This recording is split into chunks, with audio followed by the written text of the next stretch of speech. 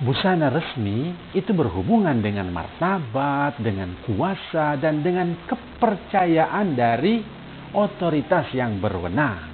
Tidak sembarang saja memakai satu busana resmi, apalagi busana rohani, apalagi busana liturgi. Nah, seseorang baru boleh pakai baju dokter misalnya, ini busana resmi karena berhubungan dengan jabatan tertentu. Seorang baru boleh pakai baju dokter, baju polisi, atau baju resmi seorang pastor kalau dia sudah dapat kepercayaan dan kuasa untuk menjalankan fungsi, punya kemampuan tertentu sebagai dokter, sebagai polisi, atau sebagai pastor. Dan dengan demikian, baju itu menunjuk pada martabat dari orang tersebut. Nah, kalau seorang pakai baju dokter, itu berarti dia mampu buat apa yang dokter boleh buat. Dia pakai baju polisi, berarti dia punya kemampuan untuk menjalankan tugas fungsi seorang polisi, dan seterusnya. Tapi sebaliknya, kalau seorang pakai baju dokter, suka-suka dia sendiri tanpa ada peneguhan dari otoritas yang berwenang, itu namanya dokter gadungan. Seorang yang pakai baju pastor, pakai toga seperti ini, pakai kasula dan seterusnya, tapi tidak ada wewenang dari otoritas tertentu, namanya pastor gadungan. Ada yang bertanya kepada saya, Pastor, apakah kita bisa pakai busana resmi seenaknya saja? Tentu tidak. Selama kita hidup di dunia ini yang penuh dengan lambang-lambang, tanda-tanda, maka kita diatur oleh makna perlambangan yang hidup dalam masyarakat kita. Karena pakaian resmi itu berhubungan dengan martabat dan kuasa yang dilambangkannya. Saya akan terangkan ini semua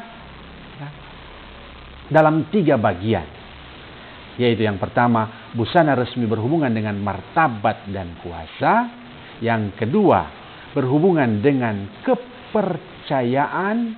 Dan yang ketiga, itulah berhubungan dengan kuasa rasuli dalam tradisi gereja jika dihubungkan dengan pakaian resmi liturgi.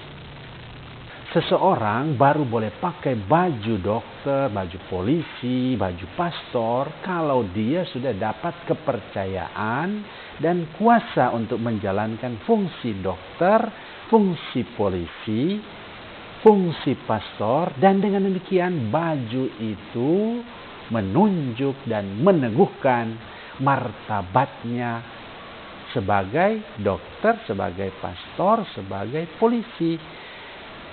Sebaliknya, kalau seorang pakai baju dokter tapi tanpa peneguhan dari otoritas yang berwenang, itu namanya dokter gadungan.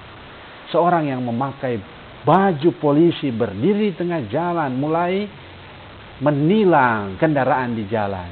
Tapi dia sendiri tidak punya otoritas dari lembaga yang berwenang, namanya polisi gadungan. Begitu juga orang yang pakai perlengkapan pastor tapi sebenarnya tidak punya kemampuan untuk itu, tidak ada martabat tertentu di sana, maka namanya itu pastor gadungan. Artinya hanya mau ambil untung dari martabat dan kuasa yang dilambangkan oleh busana resmi tersebut. Pakaian resmi itu berhubungan dengan martabat dan kuasa. Mengapa begitu? Karena pakaian resmi itu menjadi lambang bagi kita. Di setiap masyarakat budaya tertentu ada lambang-lambang tertentu, dan itu diteguhkan juga oleh pakaian resmi tertentu. Dengan memakai baju putih misalnya seperti ini, maka kita tahu itu martabatnya dokter. Dia punya kuasa untuk melakukan pekerjaan sebagai seorang dokter. Dia punya kemampuan untuk mengobati. Dan begini, pakaian orang yang berpakaian seperti ini, kita tahu ini adalah polisi. Dan dia punya kuasa untuk menjaga keamanan dalam masyarakat, punya kemampuan untuk menindak mereka yang melanggar aturan. Jadi pakaian resmi itu berhubungan dengan martabat, kedudukan seseorang, tapi juga kuasa yang dilambangkan oleh pakaian resmi tersebut. Jadi tidak sembarang. Ya. Nah, kalau yang berpakaian begini, kita tahu, ya, biarpun bukan Katolik, kita tahu ini pastor Katolik. Dan dia punya kuasa rohani untuk mendoakan orang dan memimpin perayaan sakramen-sakramen Katolik. Kalau dulunya kita ketemu dia memimpin ibadat dengan berpakaian seperti ini, lantas kemudian sekarang kita ketemu dia sudah berpakaian seperti ini. Nah, kita tahu bahwa martabatnya sudah naik. Dulunya dia frater, sekarang dia sudah menjadi pastor. Martabatnya berubah, kuasa rohaninya pun berubah. Ganti pakaian berarti ganti martabat, ganti kuasa, naik martabatnya, naik kuasanya juga. Bukan pakaian itu yang membuat dia punya martabat dan kuasa. Bukan. Jadi pakaian tidak menentukan martabatnya. Tapi pakaian itu melambangkan martabat dan kuasanya. Demikian pakaian-pakaian resmi yang ada itu menjadi tanda bagi kita, menjadi lambang bagi kita. Berpakaian begini kita tahu ini orang yang terhormat. Dengan jas, dengan sepatu. Tapi ketika dia masuk gedung KPK, lantas keluar dengan berpakaian begini, kita tahu ini sudah menjadi tersangka sebagai seorang koruptor. Nah, begitu pakaian resmi melambangkan perubahan-perubahan martabat dan kuasanya. Nah, berikut yang kedua, pakaian resmi juga berhubungan dengan kepercayaan dari dia yang punya kuasa. Jadi, kalau kita lihat pakaian resmi, itu melambangkan martabat dan kuasa. Tapi lebih dalam dari situ, pakaian resmi itu sebenarnya menunjuk pada kepercayaan dari yang punya kuasa kepada dia yang memakai pakaian resmi itu. Jadi bukan sembarang orang pakai pakaian resmi. Ya. Pakaian resmi berarti menunjuk bahwa dia dapat kuasa dari orang yang punya otoritas. Orang yang punya kuasa untuk memberikan itu. Tidak sembarang. Tidak boleh mengangkat diri sendiri. Tidak suka-suka saja karena saya suka dapat martabat ini, saya pakai pakaian ini. Saya suka jadi presiden, saya pakai pakaian presiden. Saya suka jadi polisi, saya pakai pakaian polisi. Tidak bisa sembarang begitu. Ya, karena semua ini menjadi lambang dan perlu peneguhan dari dia yang punya kuasa. Ya, jadi pakaian resmi berhubungan dengan kepercayaan atau status yang diberikan oleh yang punya kuasa, dokter. Ya, tidak bisa mengangkat dirinya sendiri, tapi seseorang harus sekolah dulu, setelah memenuhi semua kriteria baru dapat kuasa dan kepercayaan menjalankan fungsi dokter. Untuk meneguhkan tugasnya itu, maka ia diberi pakaian dokter, mengenakan pakaian dokter. Begitu juga seorang polisi atau pastor Katolik. Harus ada proses dahulu. Sesudah dianggap layak, baru diterima, diberi kuasa, diberi kepercayaan, diteguhkan dengan pakaian resmi. Kau boleh pakai pakaian polisi dan boleh menjalankan tugasmu. Kau boleh pakai pakaian pastor dan menjalankan tugas perutusanmu. Begitu. Pakaian resmi berhubungan dengan martabat kuasa, tapi lebih dari itu menunjuk pada kepercayaan yang diberikan oleh yang punya kuasa kepada dia yang memakai pakaian tersebut. Mereka yang tidak mengikuti proses tertentu, tetapi serta-merta menggunakan pakaian resmi tertentu yang melambangkan kuasa dan kepercayaan tertentu, itu dapat dibagi 3 kategori ini. Jadi ada orang juga yang suka pakai pakaian begitu, pakaian resmi tertentu, tapi tanpa ada kuasa dari yang berwenang. Nah, mereka itu bisa diberi kategori ada 3. 1, mereka sedang bermain. Seperti anak-anak yang sedang main peran. Ada anak-anak yang pakai pakaian pilot.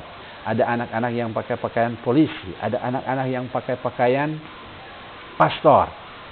Mereka tidak menyalahi aturan karena mereka sedang bermain.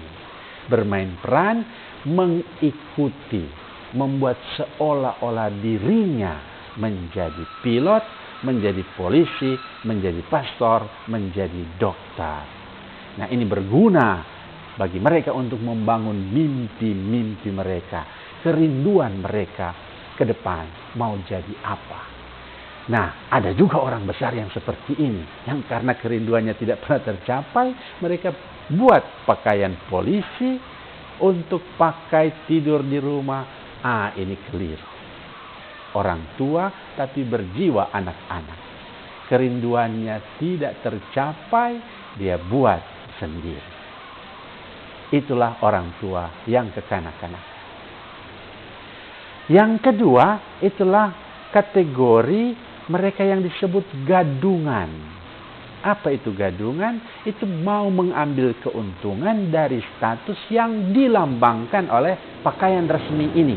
Misalnya, bukan dokter, tapi dia berpakaian dokter dan mulai periksa pasien untuk apa? Untuk mengambil uang dari sana.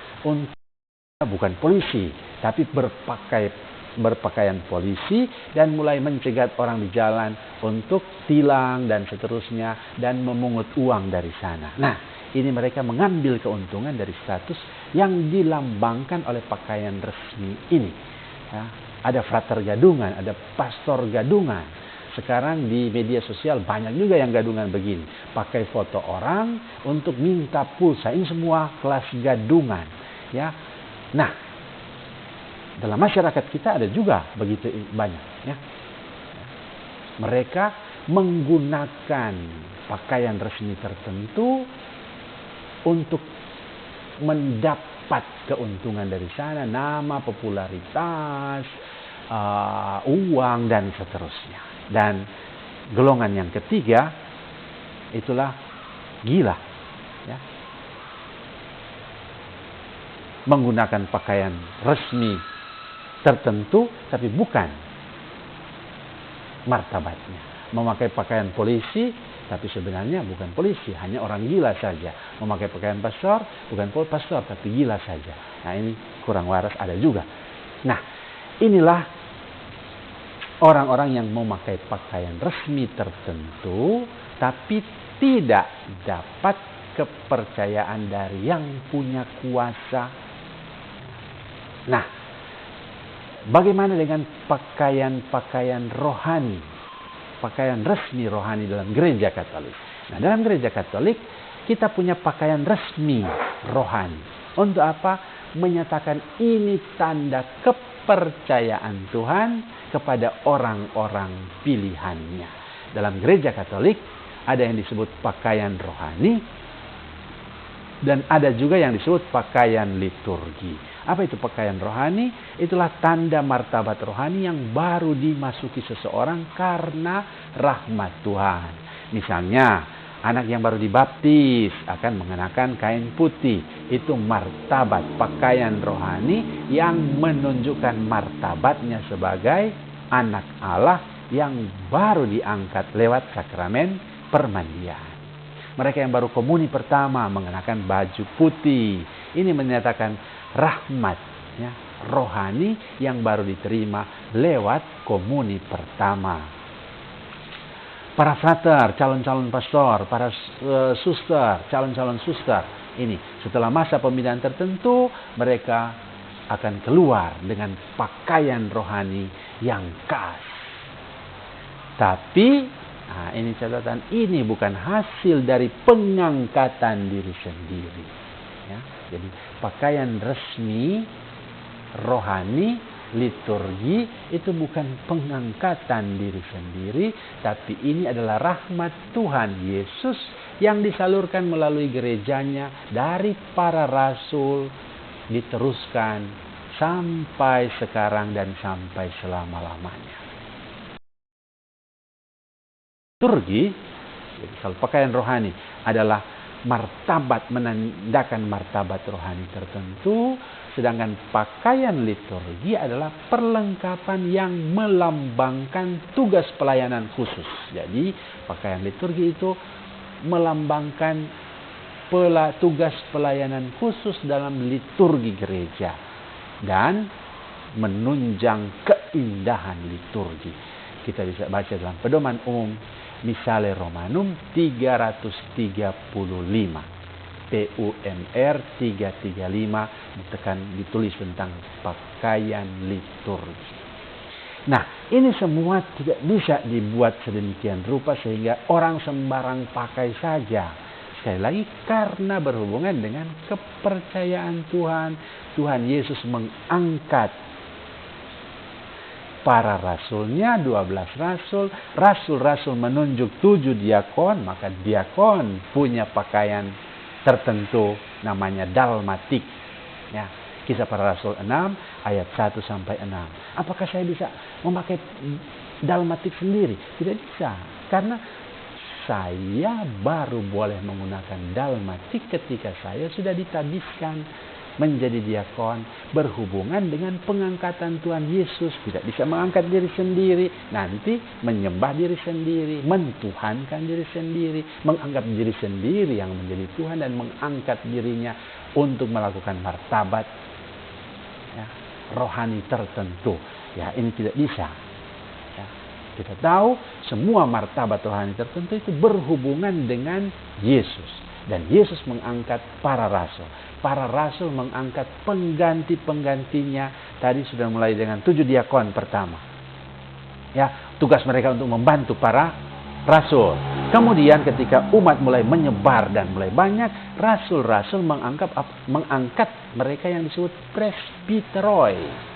Ya, Kisah Para Rasul 14:23. Nah, presbiteroi yang mana itu?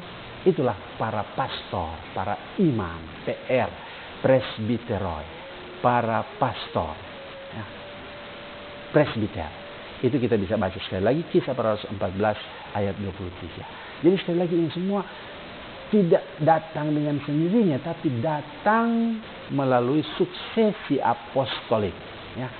Tidak bisa mengangkat diri sendiri, tapi mesti mengangkat siapa yang punya kuasa. Mana itu? Yesus yang mengangkat para rasul. Para rasul mengangkat pengganti-penggantinya. Mengangkat tadi diakon dengan pakaian resmi tertentu, rohani tertentu. Ya. Presbiteroi dengan pakaian resmi tertentu. Dan akhirnya ketika banyak rasul mulai ditangkap, dipenjarakan, ada yang dibunuh, dan akhirnya mulai kehabisan para rasul, maka mereka mengangkat pengganti para rasul, atau dalam kitab suci disebut episkopoi, penilik jemaat. Misalnya Titus 1 ayat 7. Nah, mereka punya lagi pakaian resmi rohani tertentu. Sekali lagi, saya tidak bisa pakai itu kalau tidak diberi kuasa, tidak diberi diangkat ke dalam martabat itu dari Tuhan sendiri. Mana itu Tuhan? Jangan mimpi Tuhan mengangkat saya, tidak bisa. Ya. Tapi melalui Tuhan Yesus kepada para rasul diganti oleh para uskup, begitu sampai pada kita sekalian. Nah, ada orang yang mau membuat dirinya jadi uskup sendiri, yaitu namanya uskup gadungan. Nah, marilah kita yang hidup dalam dunia ini penuh dengan lambang-lambang. Kita tahu dalam masyarakat kita ada lambang begini, kita hormati semua itu, karena itu menunjuk sambil menghormati martabat kuasa yang berhubungan dengan pakaian-pakaian resmi tersebut. Dan kalau kita sudah dianugerahkan itu, dapat kepercayaan itu, kita pakai dengan sungguh-sungguh karena kita sedang mewartakan arti lambang keistimewaan, keagungan kepercayaan itu dalam diri kita. Tapi juga kalau tidak, jangan. Supaya jangan kita disebut tadi 3. Kalau bukan kekanak-kanakan, gadungan. Kalau tidak, ya gila. Semoga kita semakin memahami kekayaan dalam gereja Katolik yang kita tahu semua ini ada karena suksesi apostolik, dan untuk menyatakan itu semua diciptakanlah pakaian atau busana resmi rohani dan busana resmi liturgi.